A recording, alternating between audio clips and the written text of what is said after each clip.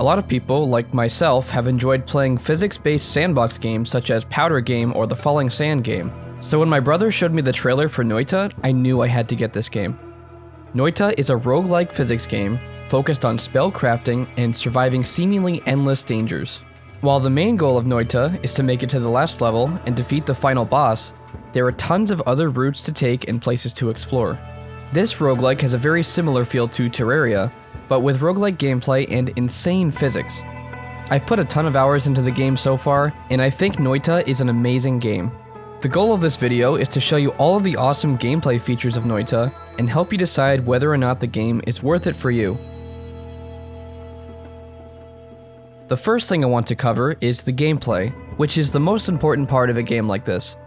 You start above ground in a very Terraria-esque world, facing the mouth of a large cave. Even though the cave is the obvious place to go, you can actually go left, right, and even straight up in the air. All around the world, there are tons of alternate environments and a lot of secrets to discover, so I won't spoil any of those things in case you want to get the game yourself. As you walk into the cave, you'll see a basic tutorial of the controls of the game, and then you descend into the dark caverns below. Every run gives you a starter wand, an explosive wand, and some sort of potion. The most common type of potion to have is a water potion, which happens to be the most useful. Sometimes you'll get lava potions or various other liquids that have many uses. The goal of each stage is to get to the purple teleporter at the bottom of the level, which teleports you to a semi-safe zone called the Holy Mountain. I say semi-safe because certain things can harm you while you're still there, so always be careful. The Holy Mountain refills your health and consumables, gives you a shop to buy new wands and spells, and gives you one free perk. Here you can experiment with spell combinations and try out all sorts of crazy wands. When you're ready to leave, you head out the door on the right side of the Holy Mountain, and you continue downwards.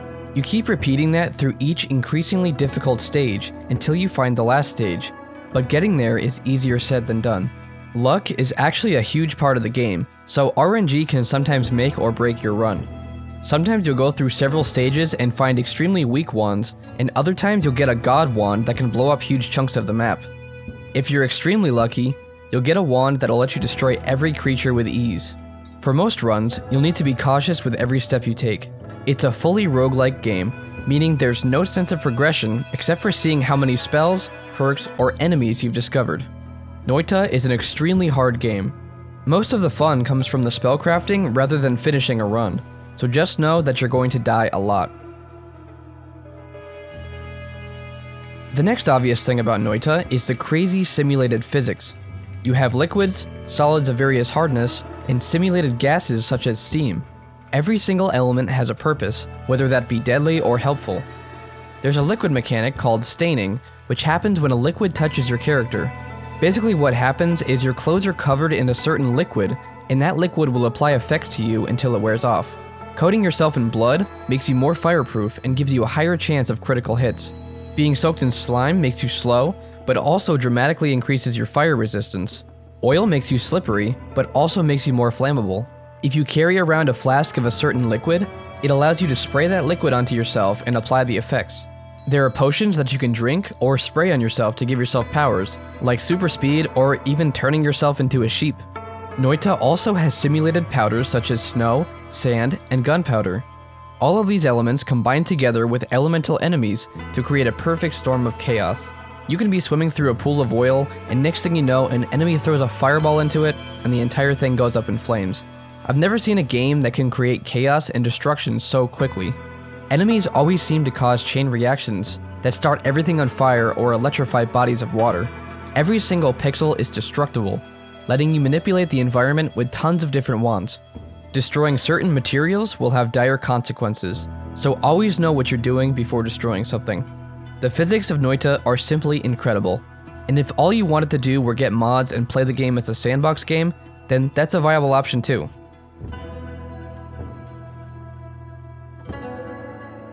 Perfectly complementing the physics and gameplay is the spellcrafting. Every wand has different stats such as mana and recharge time, which you apply spells to and make unique new weapons. Modifiers will change the way the spells cast, or will apply powerful effects to previously weak spells. Sometimes you create wands so powerful, you won't even know how to use it properly. Sometimes you'll create wands that'll instantly kill you. Every time you die though, you'll learn more about the complicated but fun mechanics of the game. Dying is a huge learning experience in Noita. Sometimes I'll get annoyed that I died and exit the game, but then 5 minutes later I'll start playing it again. The game is frustratingly difficult sometimes, and you'll often rage when you die for some lame reason, but I keep finding myself coming back for more. The developers did a great job with the game world. As you progress throughout the run, the worlds become more difficult. The game conveys the added danger by making the environment design more ominous. Not only do the enemies become harder, but the terrain also becomes harder to navigate. The ground is harder to destroy, so that you can't just dig away from enemies, and there are more hazards to hurt you. The enemies in these new environments drop more gold, but the wands and spells in the shops become way more expensive. The soundtrack for this game fits extremely well. It both sets the mood for the current stage and creates tension, further drawing you into the world. I think the devs did an amazing job creating this world and putting life into it. Outside the main world, there are tons of other locations that I'm not going to spoil. These locations are randomly generated every single run, and I think it's kinda cool that most players don't even know about them. The game world in Noita is absolutely incredible. It's impressive that the small development team that created this game was able to make such an expansive, procedurally generated world. Overall, I think the game world is one of the coolest randomly generated worlds I've ever seen. Part of the reason I love Noita so much is because it's filled with lore and secrets. I've played the game for around 60 hours so far, and I've barely even scratched the surface of everything the game holds. Strewn throughout the game is a ton of lore to uncover, and the game doesn't hold your hand to find it. Either you can spoil the secrets by watching others play them on YouTube, or you can have the thrill of exploring them for yourself. Of course, there are so many secrets in this game that the average player won't even find half of them, and that's perfectly fine. None of those secrets are required for game completion or trophies, so the developers just added them as a bonus. For me personally, I find that the secrets make me want to play even more. Even if I'm not specifically looking for them, it's an awesome feeling to stumble upon one randomly in a playthrough. So to wrap up this short review, Noita was 100% worth buying for me.